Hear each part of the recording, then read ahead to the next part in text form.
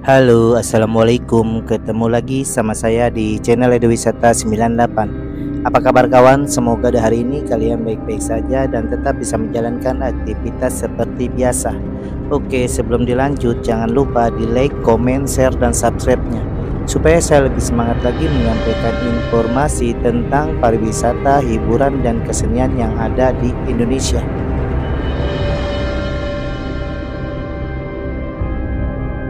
Nah, kali ini saya lagi berada di pemakaman umum yang terletak di Kampung Pasir Limus RT 08 RW 04 Desa Wangunharja, Kecamatan Cikarang Utara, Kabupaten Bekasi, Jawa Barat.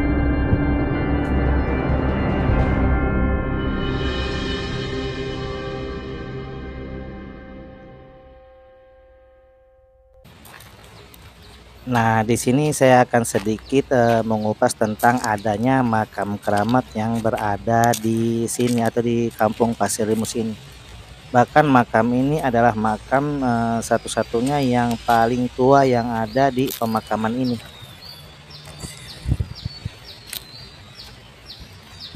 Makam ini makam yang biasa disebut oleh para penziarah yaitu makam Uyut Salimin. Lalu ada apa hubungannya antara Uyut Salimin sama Kampung Pasir Limus pada waktu itu? Dan siapakah sebenarnya Uyut Salimin itu? Nah, di sini saya akan menceritakan sedikit yang saya dapat informasi dari beberapa sumber yang saya ketahui maupun dari juru kunci yang ada di sini. Konon katanya pada saat itu Uyut Salimin inilah yang membuat atau memugar daerah ini.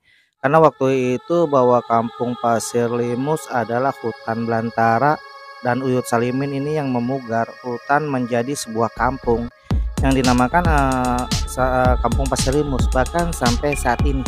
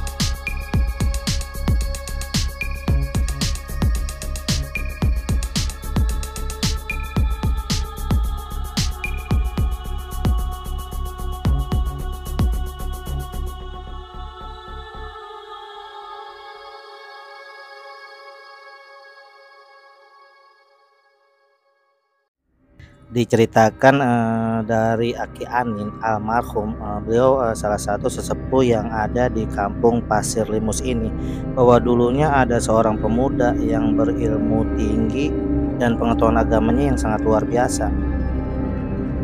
Dia datang ke daerah ini dalam keadaan posisinya masih hutan belantara, jadi belum ada kampung di sini.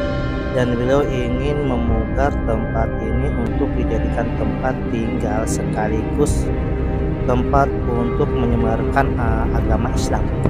Nah, pada waktu itu bahwa beliau tanpa sengaja bertemu dengan dua harimau atau bisa bilang bahasa Sundanya dua maung di tengah hutan melangsungkan perkawinan. Namun di saat akan melangsungkan perkawinan ada syarat yang harus dipatuhi oleh maung laki-laki, di mana maung laki-laki itu harus menanggalkan seluruh ilmunya dan si maung itu pun setuju. Disangkutkanlah ilmu maung itu di sebuah ranting pohon atau batang pohon. Tanpa sengaja beliau atau Uyut Salimin yang waktu itu usianya masih belia mendengar semua percakapan dua maung itu. Lalu diambillah ilmu maung itu yang tadi disangkutkan di batang pohon atau di ranting pohon. Akhirnya sang Maung pun tahu bahwa ilmunya itu diambil oleh Uyut Salimin. Dia pun bertanya.